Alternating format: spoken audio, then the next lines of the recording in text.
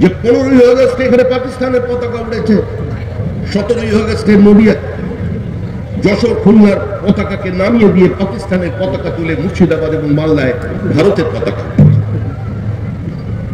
আমাদের লড়াই কোনো ধর্মের বিরুদ্ধে নয়, কোনো সম্প্রদায়ের বিরুদ্ধে নয়, আমাদের লড়াই একটা মানসিকতার বিরুদ্ধে। আমরা মানুষকে মনে করতে বলছি, হিন্দু এবং মুসলমান নির্বিশেষে মনে করতে বলছি যে ভারতবর্ষ এক ছিল, ভারতবর্ষ এক থাকবে, এটা এখনো আমরা বিশ্বাস করি।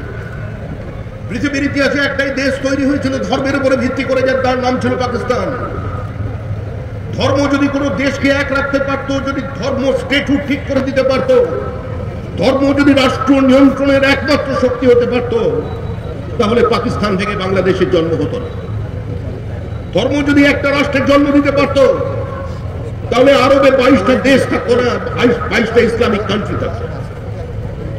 ইসলামের নামে যদি গোটা পৃথিবীকে এক করে ফেলা যেত, তাহলে আজকে ট্রাম্পের ওই বোমারু বিমানগুলো ইরানে বোমা ফেলার সময় যে দেশগুলোর উপর দিয়ে উড়ে এসেছে, যে দেশের এয়ার স্ট্রিপ ব্যবহার করেছে প্রত্যেকটা ইসলামিক স্টেট, আজকে তারা প্রতিরোধ করতো, তারা ওই প্লেনকে ওখান দিয়ে চলতে দিত।